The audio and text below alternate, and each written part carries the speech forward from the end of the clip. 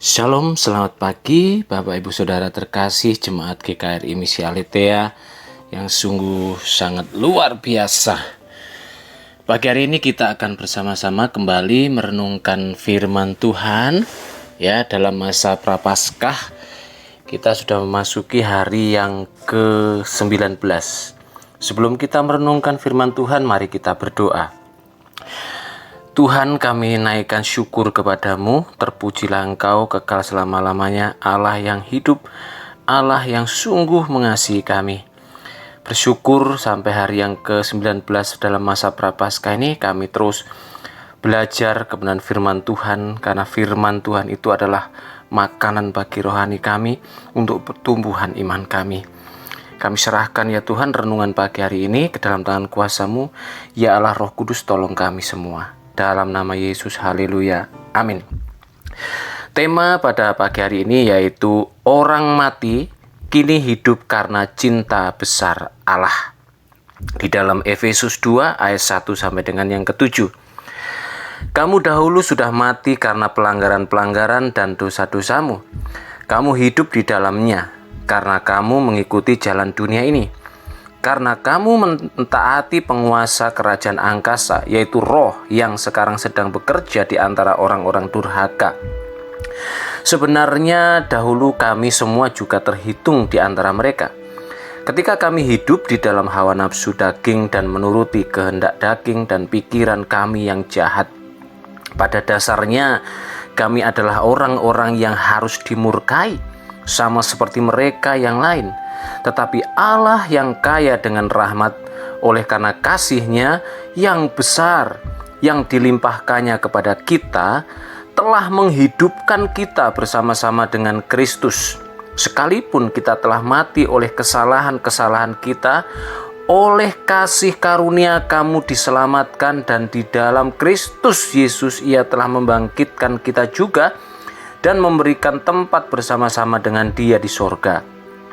Supaya pada masa yang akan datang Ia menunjukkan kepada kita kekayaan kasih karunia-Nya yang berlimpah-limpah sesuai dengan kebaikan-Nya terhadap kita dalam Kristus Yesus.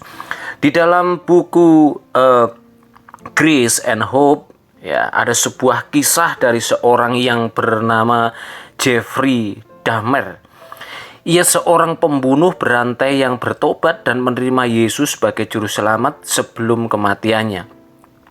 Pertobatan Dahmer menimbulkan berbagai reaksi, terutama dari kalangan Kristen yang meragukan kesungguhan imannya. Pendeta Roy Ratcliffe yang membaptisnya menegaskan bahwa anugerah Allah tidak terbatas dan mencakup semua orang, termasuk mereka yang paling berdosa sekalipun. Nah, Bapak Ibu Saudara, Paulus dalam Efesus 2 ayat 1-7 mengajarkan bahwa sebelum mengenal Kristus, semua manusia mati dalam dosa dan hidup di bawah kuasa kegelapan. Namun karena kasih Allah yang besar, kita dihidupkan dalam Kristus dan diselamatkan oleh anugerah-Nya. Keselamatan ini bukan karena perbuatan kita, melainkan semata-mata karena kebaikan Allah. Mari coba kita berpikir sistematis. Yang pertama, kita dulu mati dalam dosa. Ayat yang pertama mengatakan bahwa kita telah mati karena pelanggaran-pelanggaran dan dosa-dosa kita. Artinya, kita dulu hidup tanpa harapan dan jauh dari Allah. Dosa memisahkan kita dari kehidupan sejati, dan kita tidak berdaya untuk menyelamatkan diri sendiri. Namun yang kedua, kasih karunia yang menghidupkan. Nah, Allah tidak tinggal diam. Di dalam Efesus 2 ayat 4 berkata, tetapi Allah yang kaya dengan rahmat, oleh karena kasih-Nya yang besar yang dilimpahkannya kepada kita, ini adalah kasih yang luar biasa. Yesus Kristus mati menggantikan kita supaya kita menerima hidup baru. Kita diselamatkan bukan karena perbuatan baik kita, tetapi karena anugerah-Nya semata. Dan yang ketiga, menarik. Saya ulangi ya, sistematis pemikiran kita. Kita dulu mati dalam dosa, namun karena kasih karunia kita dihidupkan.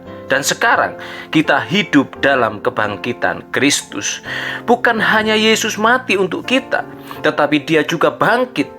Efesus 2:6 mengatakan bahwa kita dibangkitkan bersama-sama dengan Dia dan dikaruniakan tempat bersama-sama dengan Dia di surga. Ini berarti kita tidak hanya diampuni, tetapi juga diberikan kehidupan yang baru dan penuh kemenangan dalam Kristus.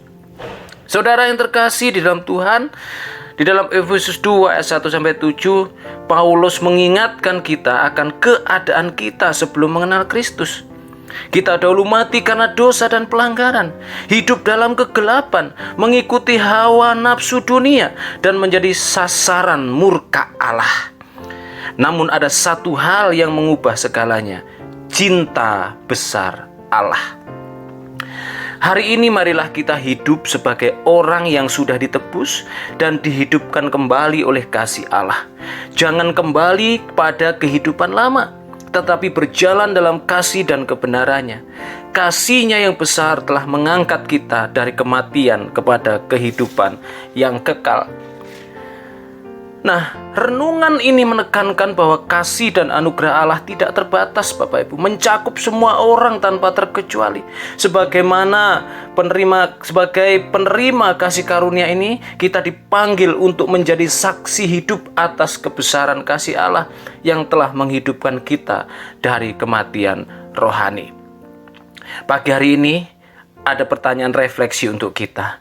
Apakah kita benar-benar menyadari betapa besar cinta Allah dalam hidup ini?